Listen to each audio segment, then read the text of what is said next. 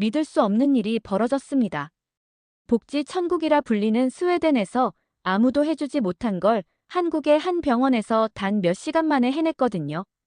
저는 아이의 진단지를 보며 말없이 눈물만 흘릴 수밖에 없었어요. 제 이름은 안나 베르그만입니다. 스웨덴 스톡홀름에서 태어나고 자란 30대 초반의 여성이죠. 지금 이 순간도 믿기지 않네요. 한국이라는 나라에서 제 인생이 완전히 바뀔 줄 누가 알았겠어요. 스웨덴은 정말 좋은 나라입니다. 복지 시스템이 세계 최고 수준이라고 자부해왔거든요. 아이들을 키우기에 이보다 좋은 환경은 없다고 생각했어요. 무상의료, 무상교육, 육아휴직까지 모든 게 완벽해 보였죠. 특히 저희 스웨덴 사람들은 의료 시스템에 대한 자부심이 강해요.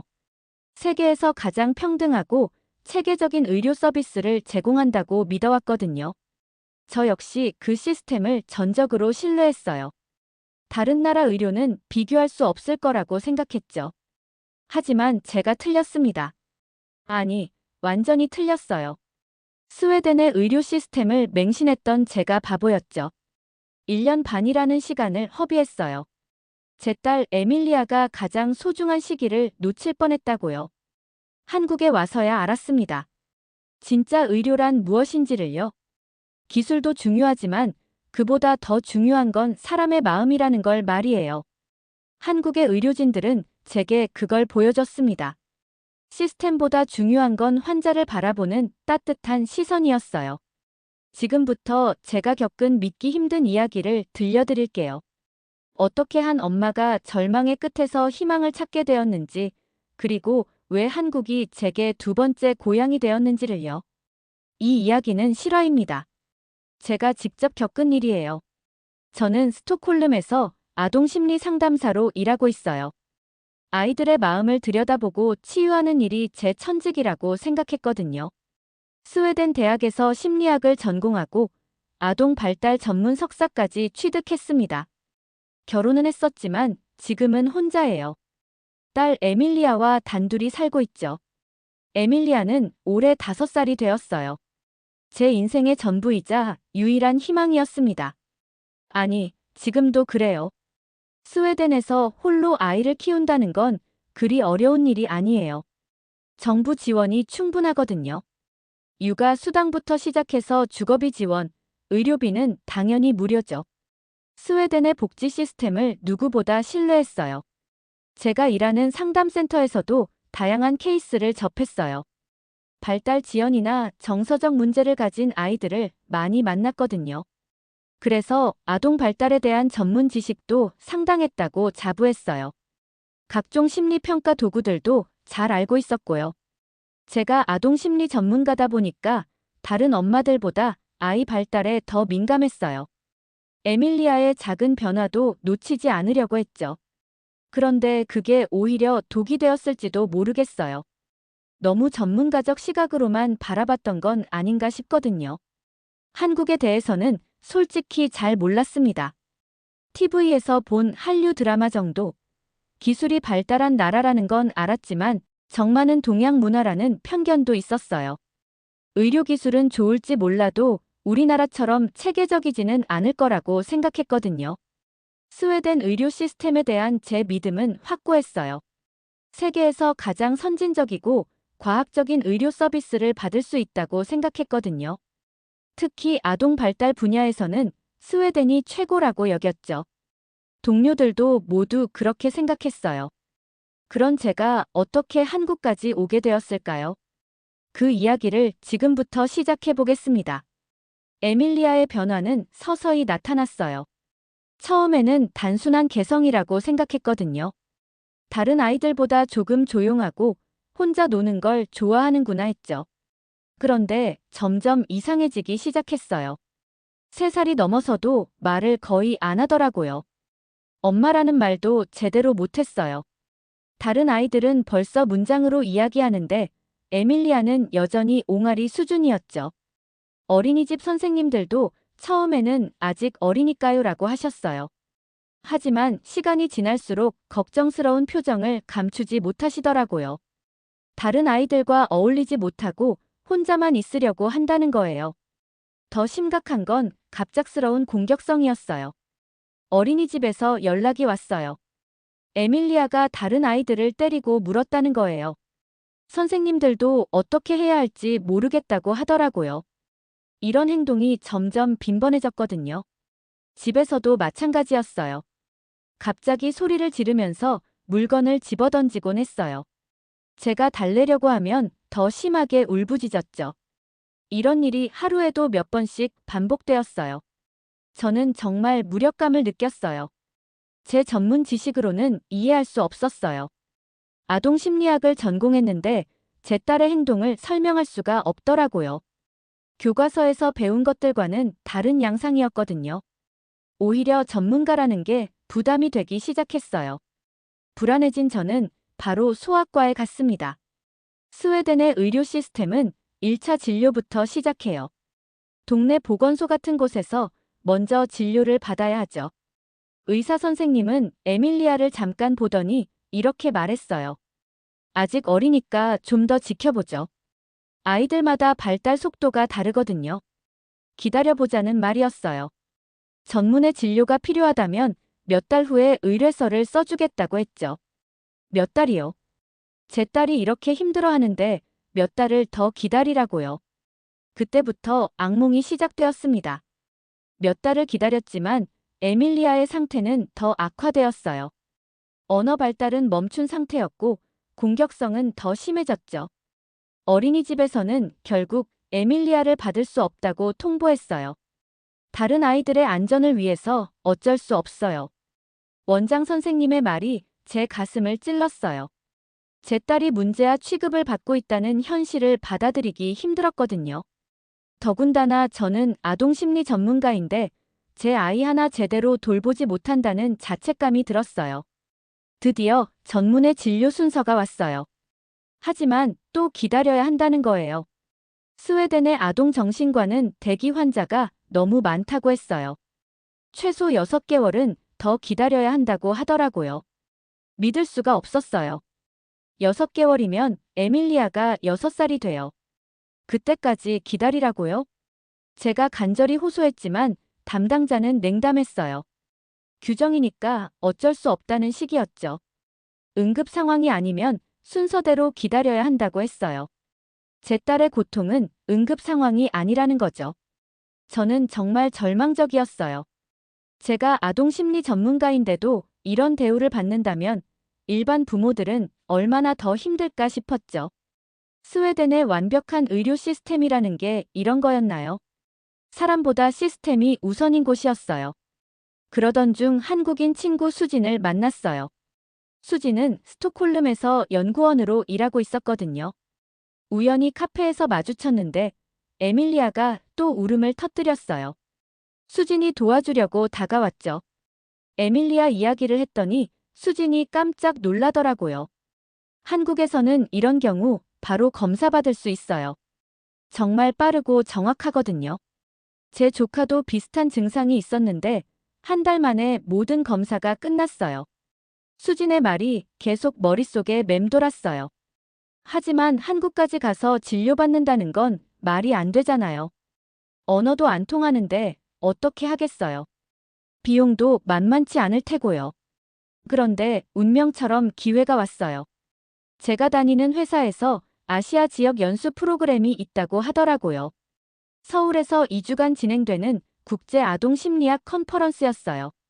고민 끝에 에밀리아와 함께 한국에 가기로 결정했어요. 연수도 받고 혹시나 해서 한국의 병원도 한번 가보자 싶었거든요. 물론 큰 기대는 안 했어요. 서울에 도착한 첫날 숙소 근처를 둘러보다가 큰 종합병원을 발견했어요. 그런데 에밀리아가 갑자기 심하게 울기 시작했어요. 아무것도 먹지 않고 계속 소리만 지르더라고요. 급한 마음에 그 병원 응급실로 달려갔습니다. 서울의 한 대학병원 응급실에 도착했을 때 저는 정말 당황스러웠어요. 모든 게 낯설었거든요. 하지만 놀랍게도 영어를 구사하는 직원들이 많았어요. 아이가 어떻게 되었나요? 간호사가 영어로 물어봤어요. 에밀리아의 증상을 설명했더니 바로 소아정신과로 안내해 주더라고요. 기다림 없이 바로요. 스웨덴에서는 상상도 못할 일이었어요. 대기실에 앉아 있는데 옆에 앉은 유럽계 남성이 말을 걸어왔어요. 아이를 데리고 온 아버지 같았는데 영어로 이야기하더라고요. 독일에서 왔다고 하면서요. 여기 한국 병원은 뭐든 빠르긴 하지만 깊이가 없어요. 서구의 체계적인 진단과는 달라요. 저도 처음에는 기대했는데 실망스럽더라고요. 그 말이 제 마음을 더 불안하게 만들었어요. 역시 제가 생각했던 게 맞나 싶었거든요. 한국 의료가 빠르긴 하지만 정확성은 떨어질 거라는 편견이 더 커졌죠. 괜히 여기까지 온 건 아닌가 후회가 들기 시작했어요. 그런데 진료실에 들어가자마자 분위기가 달라졌어요. 담당 의사 선생님이 에밀리아를 보는 눈빛이 남달랐어요. 단순히 증상만 보는 게 아니라 아이의 전체적인 모습을 관찰하고 계셨거든요. 정말 세심하게요. 에밀리아가 언제부터 이런 증상을 보였나요? 어떤 상황에서 더 심해지나요? 의사 선생님은 제 이야기를 끝까지 들어주셨어요. 스웨덴에서의 경험, 아이의 발달 과정, 모든 걸 꼼꼼히 기록하시더라고요. 중간중간 확인 질문도 하시면서 정말 정확하게 파악하려고 노력하셨어요. 그리고 에밀리아와 소통을 시도하셨어요. 아이 눈높이에 맞춰서 천천히 다가가시는 모습이 인상적이었어요. 강압적이지 않고 아이의 반응을 기다려주시더라고요. 그런데 에밀리아가 갑자기 울음을 터뜨렸어요. 엄마! 에밀리아가 제게 매달리면서 대성통곡을 했어요. 진료실이 떠나갈 듯이 울었죠. 저는 어찌할 바를 몰랐어요. 역시 한국 병원은 에밀리아에게 맞지 않나 싶었거든요. 그런데 의사 선생님의 반응이 의외였어요. 차분하게 에밀리아의 반응을 관찰하고 계셨거든요. 아이를 진정시키려고 하지도 않고 그냥 지켜보고 계셨어요. 에밀리아는 새로운 환경에 매우 민감한 반응을 보이네요. 이런 패턴들이 진단에 중요한 단서가 됩니다.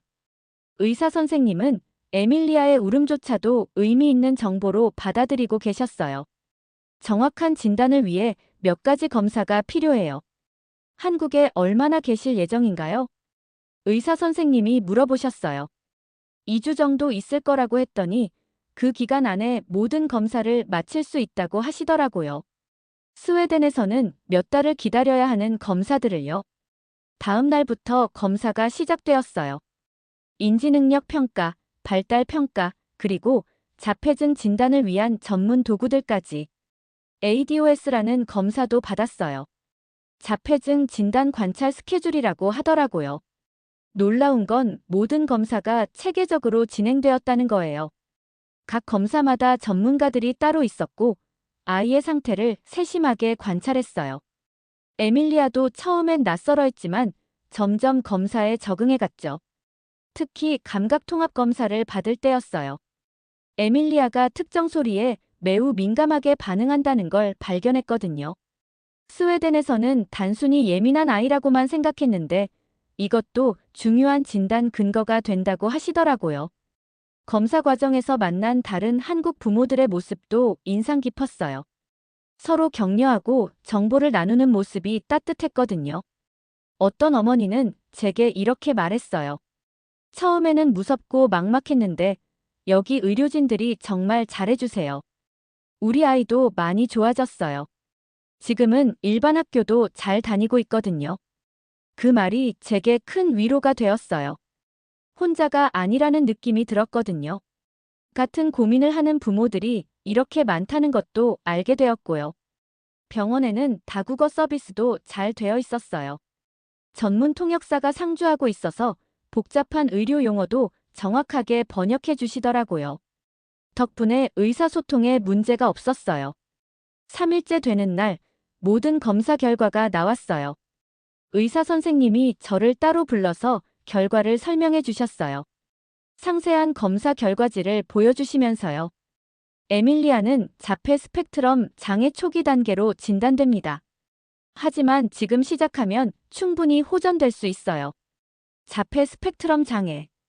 그 말을 듣는 순간 세상이 무너지는 느낌이었어요.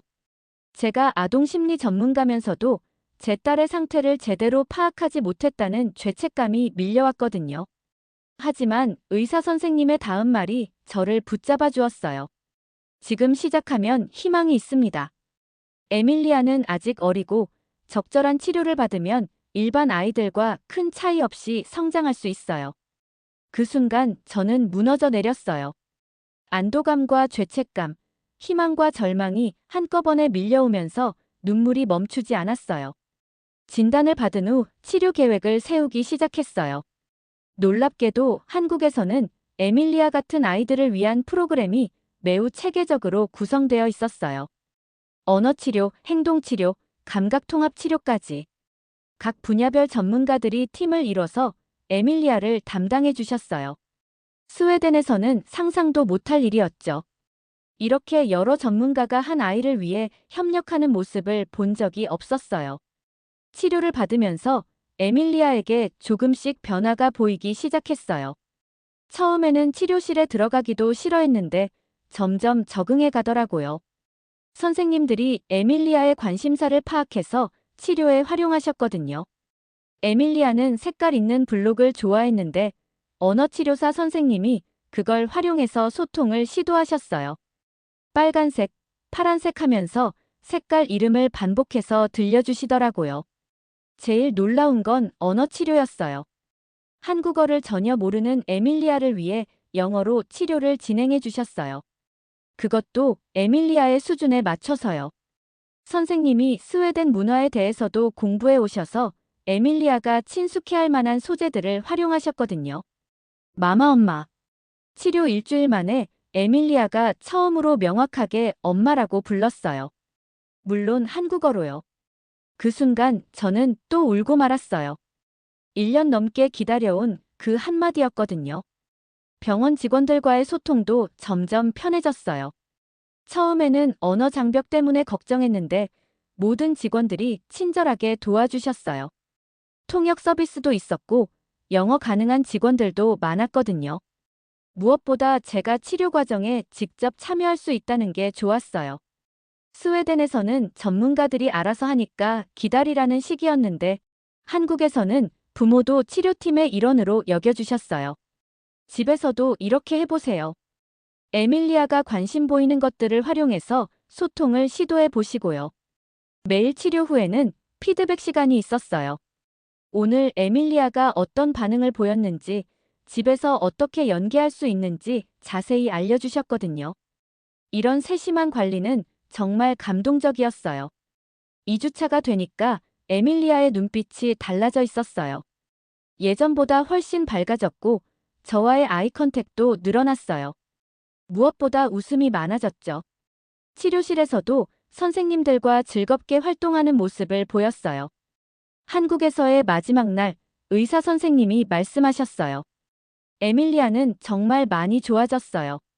스웨덴에 돌아가서도 꾸준히 치료받으시면 될 거예요. 한국에서의 2주가 끝나고 스웨덴으로 돌아갈 시간이 되었어요. 솔직히 떠나기가 싫었어요. 한국에서 받은 치료와 관심이 너무 좋았거든요. 무엇보다 에밀리아가 이렇게 많이 좋아진 곳을 떠난다는 게 아쉬웠어요. 공항으로 가는 길에 에밀리아와 함께 병원 앞 공원에 잠깐 들렀어요. 지난 2주를 되돌아보며 조용히 앉아 있었죠. 에밀리아도 이상하게 차분해 보였어요. 마치 이곳이 자신에게 특별한 곳이라는 걸 아는 것처럼요. 스웨덴은 시스템을 믿게 했지만 한국은 사람을 믿게 했습니다. 에밀리아에게 속삭이듯 말했어요. 정말 그랬거든요. 스웨덴의 의료 시스템은 완벽해 보였지만 너무 기계적이었어요. 환자 개개인보다는 매뉴얼이 우선이었죠. 모든 게 정해진 절차대로만 진행되었어요. 하지만 한국의 의료진들은 달랐어요. 에밀리아라는 한 명의 아이에게 집중해 주셨어요. 아이의 특성을 파악하고 그에 맞는 치료를 제공해 주셨거든요. 시스템보다 환자가 우선이었던 거죠. 의료진분들이 작별 인사를 하러 나와주셨어요. 간호사 선생님은 에밀리아에게 작은 선물까지 챙겨주시더라고요. 스웨덴에서 볼 수 없는 정겨운 모습이었어요. 이젠 한국이 제 두 번째 고향입니다. 에밀리아가 저를 올려다보며 웃었어요. 마마하면서요. 그 미소를 보는 순간 모든 게 보상받는 느낌이었어요. 2주 전에 울기만 하던 에밀리아와는 완전히 다른 모습이었거든요. 공항에서 한국 의료진들이 준비해 주신 자료들을 다시 한번 점검했어요. 상세한 진단서, 치료 계획서, 그리고 스웨덴에서 연계할 수 있는 치료 방법들까지 정말 세심하게 준비해 주셨더라고요. 스웨덴에 돌아가서도 에밀리아의 치료는 계속되었어요. 하지만 한국에서 받은 정확한 진단과 치료 계획 덕분에 훨씬 수월했어요. 스웨덴 의료진들도 한국에서 작성해준 자료들을 보고 놀라워했거든요. 이렇게 상세한 평가서는 처음 봅니다. 정말 체계적으로 되어 있네요. 치료 방향도 명확하고요. 한국에서 받은 2주간의 치료가 에밀리아의 인생을 바꿔놓았어요. 지금 에밀리아는 다른 아이들과 잘 어울리며 지내고 있어요. 언어 발달도 빠르게 따라잡고 있고요. 무엇보다 저 자신이 바뀌었어요. 의료는 기술만으로 되는 게 아니라는 걸 깨달았거든요. 환자를 바라보는 따뜻한 시선과 진심 어린 관심이 더 중요하다는 걸요. 스웨덴에 돌아온 지 6개월이 지났어요. 에밀리아는 지금 일반 어린이집에 잘 적응하고 있어요. 선생님들도 에밀리아의 변화에 놀라워하세요. 한국에서 받은 치료 계획을 그대로 따라하고 있는데 효과가 정말 좋거든요. 저는 한국에서의 경험을 SNS에 올렸어요. 장문의 감사 편지로요. 많은 사람들이 제 이야기에 관심을 보여주더라고요. 특히 비슷한 고민을 가진 부모들이 많이 연락해 왔어요. 한국에 감사드립니다. 저 같은 엄마에게 두 번째 기회를 주셨습니다. 이렇게 시작한 제 글이 유럽의 여러 부모 커뮤니티에서 화제가 되었어요. 비슷한 상황에 있는 부모들이 제게 연락을 해왔거든요. 독일, 프랑스, 영국에서도 문의가 들어왔어요. 정말 한국에서 그렇게 빨리 진단받을 수 있나요? 비용은 얼마나 드나요? 언어, 장벽은 어떻게 극복했나요? 어떤 병원에 가야 하나요? 수많은 질문들이 쏟아졌어요. 저는 하나하나 성실하게 답변해 드렸어요. 제가 받은 도움을 다른 부모들에게도 나누고 싶었거든요. 같은 아픔을 겪고 있는 부모의 마음을 너무 잘 알거든요. 실제로 제 글을 보고 한국으로 치료받으러 간 가족들이 있어요. 독일에서 온 한 가족은 3개월간 한국에 머물면서 아이 치료를 받았대요. 결과가 정말 좋았다고 하더라고요. 그 가족과도 지금까지 연락하며 지내고 있어요. 한국의 의료진들과는 지금도 연락을 주고받고 있어요. 에밀리아의 근황을 보고드리고 치료에 대한 조언을 구하기도 해요. 이렇게 지속적인 관리를 받을 수 있다는 것도 한국 의료의 장점이라고 생각해요. 유럽 언론에서도 제 이야기에 관심을 보였어요. 스웨덴의 한 방송국에서 인터뷰 요청이 왔거든요. 한국의 의료 시스템에 대해 소개해달라고 하더라고요. 그 방송이 나간 후 더 많은 관심을 받게 되었어요.